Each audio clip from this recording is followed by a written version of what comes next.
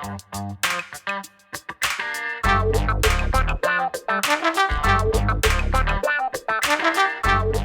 guys, Montel here, and welcome to this edition of Let's Be Blunt with Montel. I'm so excited to have my guest on today because this is a person who's very, very, very deeply involved in the cannabis industry in multiple states. And we really just love to have guests like this because they can share some of the expertise and share some of that knowledge with us about where the industry is going, where it's been, and how we're going to get to the next level. So today, my guest is the Director of Operations for Sanctuary Medicinals, which is a multi-state private cannabis company currently operating in Massachusetts, New Hampshire, Florida, and New Jersey. Nick Satmary, welcome, and thank you so much for being a part of Let's Be Blunt today, my friend. Hey, Montel, it's a pleasure to be here. Thank you. Absolutely, sir. I mean, this is really kind of a pretty aggressive undertaking you are in being involved in 3-4 different states. Let's back up a little bit. Let me tell me a little bit about your background. Sure, absolutely. My background, I grew up in Connecticut. I saw the medicinal cannabis industry start to bloom in Connecticut while I was there, right in high school. And, I kind of thought, okay, what do I want to be when I grow up, right? What do I want to go to college for? And I really, right off the bat, saw this industry being something I wanted to be a part of. So went to school, started learning about plant biology. All about that. Quickly after school, realized, all right, well, big greenhouse growing, tomato growing is kind of where cultivation practices, best practices are formed. So I got into that industry in that field, and that quickly turned into the cannabis industry. From there, I moved to Maine, and the regulations in Maine a while ago were very in favor of patients. So I started off there, and about 8 years ago now, joined on with Sanctuary, and from there we opened the first medicinal dispensary in New Hampshire, and from there moved to Massachusetts, then to Florida, and now we're going to be opening a dispensary in New Jersey, a medicinal dispensary in New Jersey. Congratulations. Let me ask you, I mean, were you a novice experiential user yourself, or did you just kind of get into the business after you took a look at what was happening? Oh, I was definitely a user. I definitely saw the benefits of it. Help with anxiety all through school, and that's really what drove me into it. Very interesting that you started in Connecticut, because I literally testified in Connecticut, I think way back in like 2006-07, trying to see if we could help move the industry forward back then. That agricultural background did you deliberately do that so that you would have more expertise in cannabis? I did. Yep, that is exactly right. Yep, I did. I saw the best practices for tomato growing and commercial growing as being completely applicable to the cannabis industry. Right. And yeah, that helped out greatly with my ventures. And now being involved in multiple states like you are, let's talk a little bit about the differences of each state. You're in Mass, New Jersey, Connecticut, and Florida, right? Mass, New Jersey, New Hampshire, and Florida right now. But the differences, there are major differences.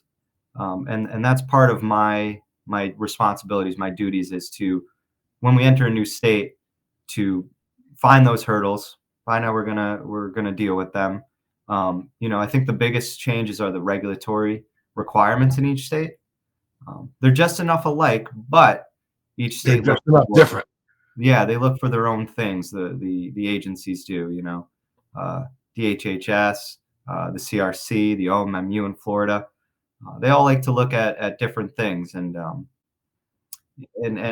what's helped me is I take what I see being the best out of each state and just apply them to the other states. Right. I mean, man, you've also been working very diligently at working with the federal government, working with state governments to help them define really new regulations and rules so that everybody has access to efficacious medication, right? 100%. Yep. New Jersey, it was a brand new program. We worked closely with them on all the regulations, best practices again. Being commercial agriculture, I was pesticide, fungicide free the entire time growing those fruits, vegetables, basils, everything. So obviously this plant, it's a medicine, and it needs to be cultivated in the same way. So I was able to help build those in New Hampshire, and then in Massachusetts, same thing. It was pretty early on when we arrived in Massachusetts, and the CCC, or the DPH back then, looked to us for some guidance on a lot of things. So I found that to be helpful, and able to get the medicine to the patients. But now, I mean, but by working though with the Fed and with the state regulators, are you starting to see any of the opinions at that legislative level, at the state level, federal level, starting to change with attitudes? I mean, because we really are going to need to have their help to kind of try to figure out a universal way to do this. I mean, this is really like, I happen to be in Massachusetts with a brand. I've been approached by several different states right now. I'm getting ready to get into Georgia. I'm probably going to be in. I'm definitely going to be in New Jersey. But every single state, the packaging is different. This is different. That is different. In states like Georgia, now they've got, they're limiting the amount of THC in comparison, and you can't have this and you can't have that, and you got, come on, man. Yeah, yeah. And Georgia, it's starting off slow, oil only, right? No smokable product. But they'll quickly adapt, I believe, as things start to move in Georgia. But like I was saying, each state, they bring some of their best practices or their regulations that I'm finding, and I think eventually the federal government will do the same thing. It will look at each program, and it will find, okay, what's working the best, what's not. What regulations are we seeing most consistent? I hope to consult, possibly help with that. I've seen a lot. But like I said, the consistencies are there, and then bringing some of those best practices, best regulations that I see personally to each state, and working with the regulators on it. They're open, which is great. You think they are open? Are you starting to? I mean, like 3 or 4 years ago, there seemed to be, to me, resistance in each individual state from listening to anything done in another state. Now, do you think it's starting to open up and loosen up a little bit, or what? Absolutely. Yeah. Absolutely. I think each state, they wanted to build the regulations from internally, but I see them opening up and changing a lot. Starting to recognize that there are better practices, possibly other places. Yeah, absolutely. I see other states working with other states' regulators. They're reaching out. They're holding workshops. There's workshops in Florida. The OMMU opens up. I'm going to be going to one in a couple weeks, I believe, to just hear us out. Okay, what's working, what's not, what would you like to see in the future? Gotcha. And let's talk a little bit about the industry itself. I mean, how are you feeling about the industry and the industry players right now? Do you think that I've thought a couple of points. One, I think one of the biggest things that we do wrong in this industry is we don't spend enough time educating the consumer. We spend a lot of time educating B2B. We have 9 million different ways to be able to process products. So we make sure we put on conventions so everybody can show their little widget, but we leave the consumer out. We know now, and this, I don't know if you saw this recent. I'm sitting here playing my phone. I'm sorry, I'm not paying attention to you. But did you see this new report that came out that from a group in Colorado? I think it's from the University of Colorado. That, number one, has been talking about the fact that after doing some studies, they're starting to realize that cannabis use among an older generation is literally almost better for synaptic connections in the brain, which would really help affect better brain performance as you get older rather than lessening brain performance. Have you seen this? I have not yet. No, that's interesting. I got to get you a copy of this that says older and wiser. This particular scientist cited that his laboratory research is showing that regular stimulation of cannabinoid receptors improved cognition, reduced brain inflammation, and promoted hippocampus neurogenesis in older brains. So it seems as if all the things that they seem to think were negatives for the younger brain, flip the switch, it's good for the older brain, because as we get older, our endocannabinoid system and our CB1 connectors or receptors in the brain start to decrease unless you stimulate them. And then when you stimulate them, they actually build more neural pathways between the hippocampus and other areas of the brain. So it makes it better for senior citizen and the baby boomers. Has been something I've been talking about for like 20 years now. I mean, since I visited Dr. Meshulam in his laboratory in Israel back in like 2010, we have known that cannabis is a profound geriatric drug. Should be a geriatric. Every baby boomer in America should be using it. And now there's research that's validating that. I mean, what do you think about the fact that we do, and I'm going to say it this way, we do such a piss poor job giving information to the consumer, the baby boomer.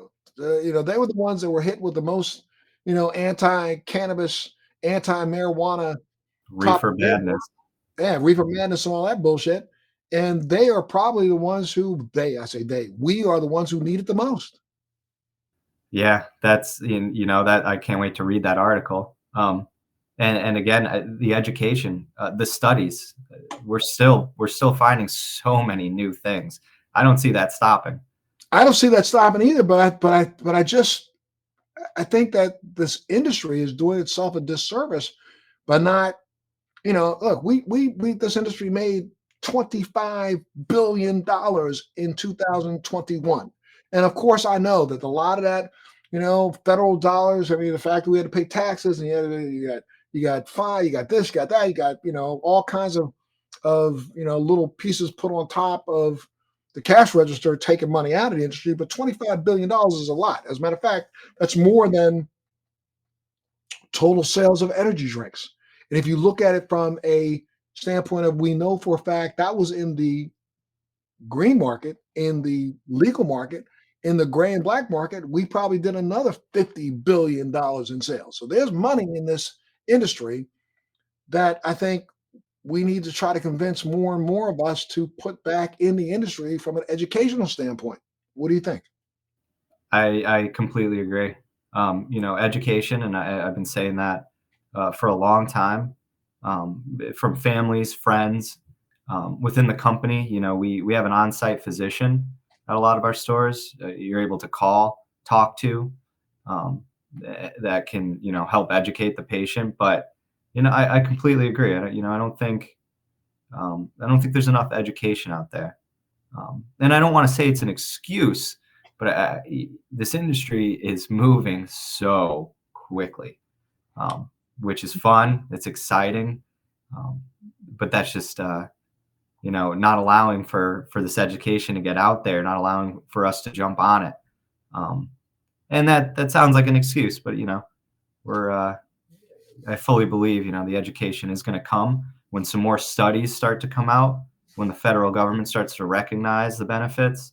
Well, I mean, when you say more studies, my friend, we do know that there have been over 35,000 peer-reviewed published documents on cannabis in the last 10 years, 3,500 of them in 2021, over 3,500 of them in 2022. I mean, it's like, when I hear a politician say, well, when we hear more research, I feel like reaching right in the television screen, smacking them upside the face and saying, God damn it, read the research is already out there. True. Yeah, I'm speaking like a politician, I guess. Yeah, they do, man. I mean, it's like, the research is there. We have more information on cannabis than we have on any other drug in the marketplace. There's more peer-reviewed, published documents on cannabis than there are on aspirin.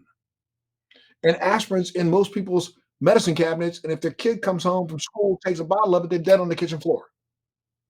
And any child can walk into most pharmacies don't stop kids from picking up a bottle of aspirin and putting it in their shopping cart. Now, how ignorant is that? Huh? That's a great point. That really is. And I mean, I like, for me, I think I've been really just every place I go. I like right now, I do pop-ups in all the dispensaries that carry my products in Massachusetts, because I find it first off, it's personally rewarding for me to be able to go and interact with the people who are actually buying your products. But I also go in there to kind of do a little tutorial to make sure that they understand what it is that I'm selling. Because what I'm selling is a little different than what everybody else has in the marketplace. And I want to make sure they understand the differences of what I'm doing. and why I'm doing it and why I've selected what I've selected so that, one, I don't have a person walking in and taking, what I call my energy. My brand is inspired by Montel. So my energy formulation, which is 95% by volume THC with a 5% CBD, and then I put another 5% of terpenes on top of that.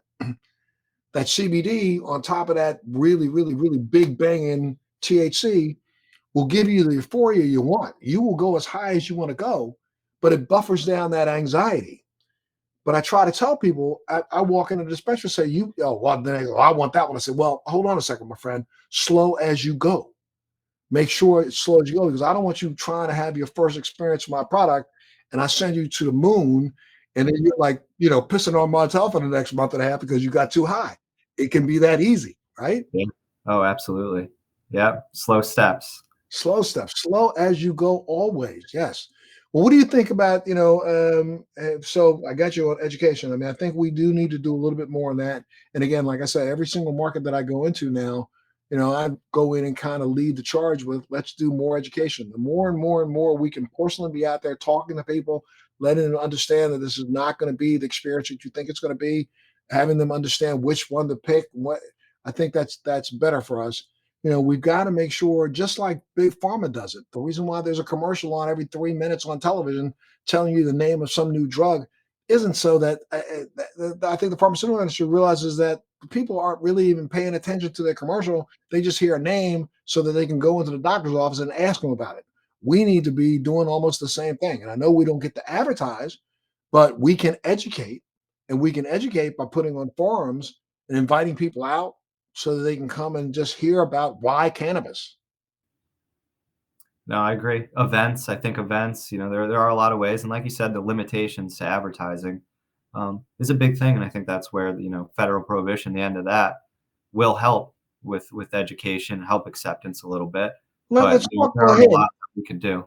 let's talk a little bit about that. I mean, you think if and when federal legalization may happen, when do you think it might happen? If you can crystal ball it, and do you think that we're on track? Are we doing enough to push? Because I'm going to tell you something. I've been an advocate now for 20 years. And I think back 7, 8 years ago, before the industry started becoming more successful, we were doing more advocacy in Washington, D.C. We were holding more forums in Washington, D.C. Now, all of a sudden, it seems like, the industry said that, screw it. I got what I want. I don't need to go down there and do anything. Do you think we're doing enough when it comes to lobbying? We're doing enough when it comes to going down there and pressing the flesh with our senators and congressmen?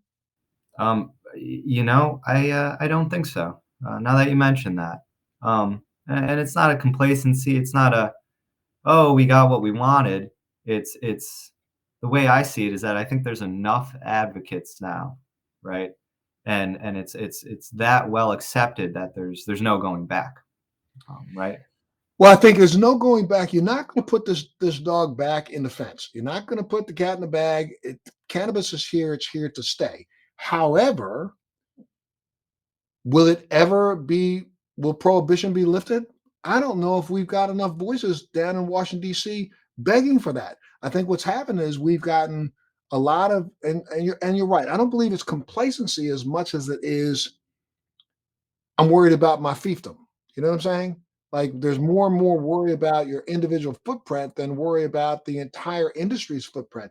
And years ago, 5 or 6 years ago, there were always these national level advocates that seemed to coalesce our industry together. Way back when you had Canacon and all those things taking place in Vegas, early on, the business was still about let's make sure that we do this together. Now it's been more, I'm worried about my own backyard. That is a good point. I think, um, like I was saying before, the industry now is just moving so fast. We're doing what we can in each state. We're trying to advocate for the regulations in each state, trying to find out how it's best going to work. But to answer your question before about do I think it is? I think it is. I think it's going to happen. No, I don't think there's enough advocacy right now. And hopefully, as this picks up, more states adopt this industry. I want to say within the next 4 or 5 years. I mean, right now we're at 30. I believe we're at 30 because we just picked up 3 more uh, adult use within the 38 states that we already had for medical, except for one. So we're now, it was 37. I think we're at 38 plus the District of Columbia. And I believe that I've been hearing just the whimpers of the fact that in 2022, no, sorry, 2024, we may see at least another 3 to 4 states come on board. We have now reached a tipping point where we have more states who have legislation in place for cannabis than were in place for same-sex marriage when it became a national law. You understand what I mean? So it's like we have the volume. I think there will always be a couple of holdout states, and that's just because of asinine attitudes. Um, so we may never pass more than 48 states, maybe 47, maybe, and we'll probably get 47 of them with full medical and probably 41 with rec or adult use. But at that point in time, it just seems so ignorant that we don't have a national prohibition is not lifted and we can do things across state lines. But you think maybe the next 4 or 5 years? I would say the next 4 or 5 years. And when that happens, I feel like there's gonna be a lot of benefits to the companies already operating right now, right?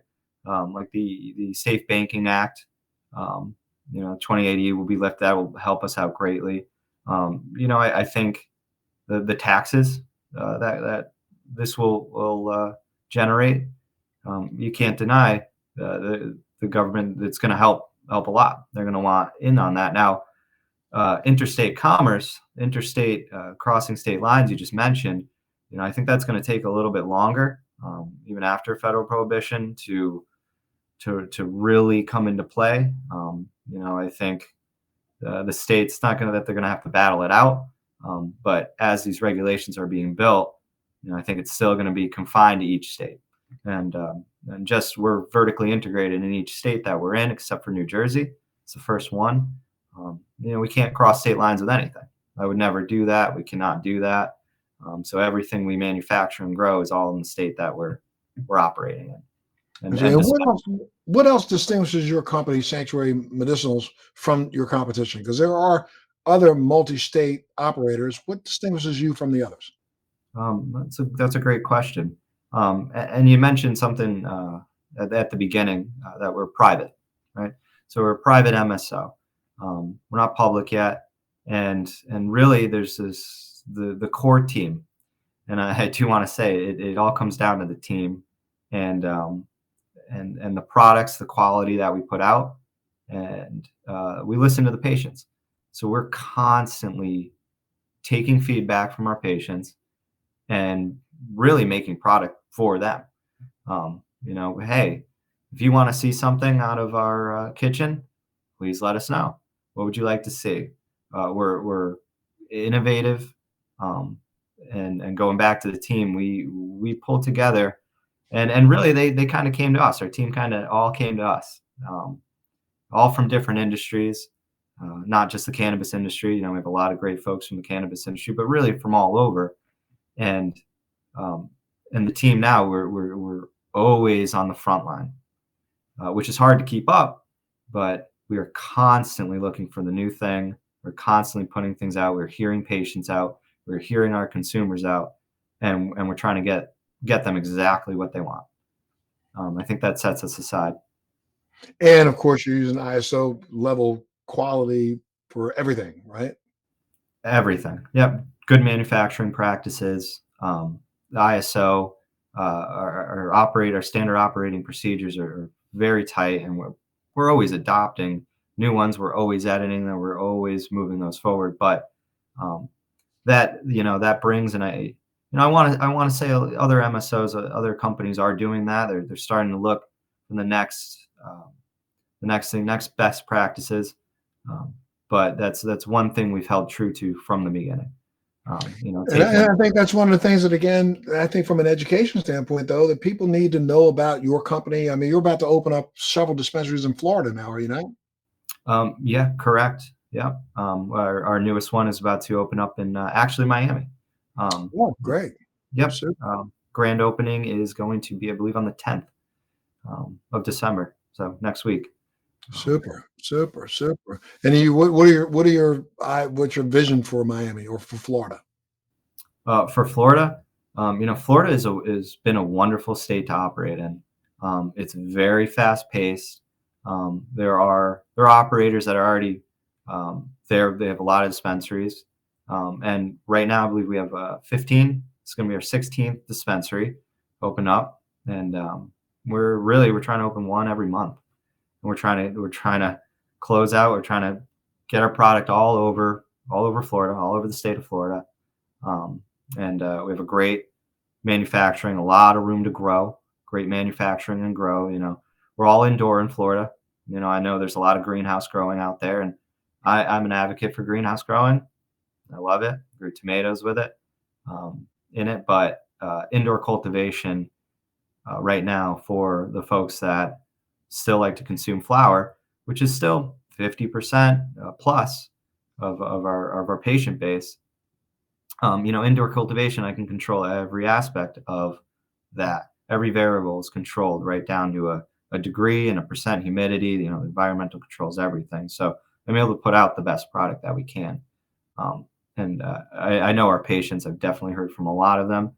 Uh, they're thankful for that. So, That's great. And I mean, over the next, what do you see for the next couple of years? Give me an idea of what you're working on. What are you guys working on right now?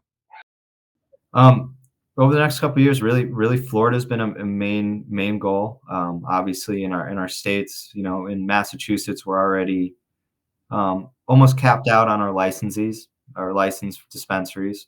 So our footprint's there, but now we're able to take that into R&D in Massachusetts, work on new products, like I was talking about. Do you So white label products or you just create all your own products?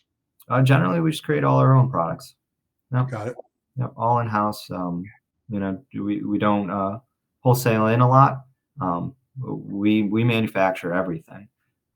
But Florida is really where we are, where we're moving the quickest. And I think over the next couple of years, I want to see our footprint in Florida grow greatly.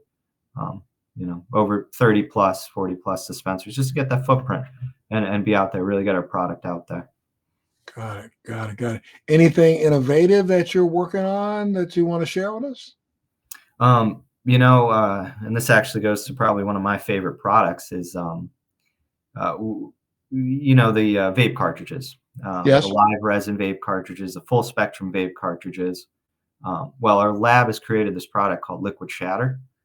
Um, and it's basically, if you're familiar with concentrate shatter, I know a lot of people are. It's a liquefied version, and we're starting to fill those up in vape cartridges. That's probably my favorite product. um, Gotcha. I can't get enough, and I know we're really getting that out in the market. And a lot of people love that. Um, Good, good, good. So, I mean, if you had to think about what you like the most about this industry, what would it be? the most about this industry, honestly, I'm a friendly person. I like making friends. You and me right now, this is great. Absolutely. We're talking about the industry. We're brainstorming. We're trying to move it forward. We're trying to work together as a team. We're not going to be able to do it alone. And I like finding like-minded people like that within this industry to keep it going. That's probably my favorite part, honestly. Well, then, my friend, somewhere, I hope 10th. Am I here the 10th? I may be out of town. But let me see. If I'm not, if I'm here the 10th, I'll try to come over to your grand opening. Um, Let me see. Wait a minute. 10th. I am. Oh, wow. I'm in Melbourne, Florida. I do a show that's called Military Makeover, where we take veterans' homes and we make them over from the ground up. Um, and I'm actually in a little place called Melbourne, Florida, for those days. Actually, getting ready to turn where we take a veterans' home, and in 10 days, we redo the entire thing. And I'm telling you, from floors to ceilings to kitchens to walls to all that. And so we make them stay at some other place for 10 days. They come back home and we give the house back to them that time. So I'm doing a big reveal. I think that no, that's Sunday. I'm going to be up there that Saturday So I won't make it, but I'll make sure I go by the dispensary. And if you're down here in town, make sure you let me know you're around, and let's go try some of that liquid resin. The liquid shake, you'll love it. But I have to say that's amazing what you're doing. That's a Oh big no. feat too. I could barely mow my grass and over the summer, let alone do a whole house. Man, we have a team that is phenomenal. They literally, and this family that we're working on this time is the Maney family. That's our first quarter family for next year. This family is just phenomenal. The husband, veteran, injured himself in a parachuting accident and has had real severe problems. His wife, unfortunately, had early onset Parkinson's that's really developed out really badly for her. But she's hanging in there. They're hanging in there as a family, and we're trying our best to see if we can make their home a forever home. Something that's good for them. So I thank you for that. But it's something that we do, and we do at least 4 families a year. It's been great, lots of fun. That's amazing. Yeah, thank And you I for asked you- doing that. oh no, thank you. And I asked you what you like the most about the industry. What do you like the least about our industry? That's a hard one. Um, you know, I've been thinking about that a lot. It's hard because it's fun. This is fun. We're helping people. We're trying to push this further to help people. Um, I guess the ever changing industry right now, which was a thing I would say a few years ago, 4 years ago, 5 years ago. The not knowing where things are going, the battle between states, the battle between the regulations, the frustration of what is right, what is wrong, um, and being regulated. I would say that got a little stressful, but really that's part of this. It's part of what we're doing. It's a bigger picture. And you've been staying on top of your game and education and continuing education, right? Learning more and more about the products and how to do it. Yeah, yeah, and so there's really not much I don't like about this industry, I have to say. Gotcha. And let me ask you, what would you like to see change? Is there anything in particular you'd like to see change about the industry? Change about the industry. The the what I want to see change is the consistency. I want to see the consistency in education, the consistency in regulation on our industry. I want to see it consistent and accepted. Yeah, I'd like to see it consistent with the quality of the product that's being put out there. So I'm definitely going to come by and see your products and make sure that, well, not make sure, but, I understand from everything that you're doing, this is probably one of the better quality products in the marketplace. And I would like to see everybody else catch up to you, be honest with you. That we have to hit that level. It has to be consistent, and once we get there between each company, each product, like you were saying, I think that's going to open up a lot of eyes. I think that's just the Absolutely. next step of acceptance. And thank you. We do try, our whole team, big family. We really are. We try really hard to put out the best product. So I think you're going to like it. Absolutely. Well, I know. Well, thank you so much, Nick, for being a part of Let's Be Blunt with Montel today. Anything else you want to add? No, I just want to say thank you for having me on. It's been a pleasure. I can't wait to meet you in person, and I just want to say to everybody, keep it up, keep this industry going. And if people wanted to get more information about your locations and things like that, where would they go? Throw out a website. Come on now, do a shameless Yep. plug. Absolutely, www.sanctuarymed.com. You can find us, everything about us on there. And it'll tell you like if I happen to be going to New Jersey or I'm going to Connecticut or New Hampshire or I'm going to, let's say, Massachusetts, can I find out where your dispensaries are? Absolutely. Yep. There's a dispensary locator right on there. Easy to read menu, and you can find out all products, all information on the products right there. Yep. Sanctuarymed.com.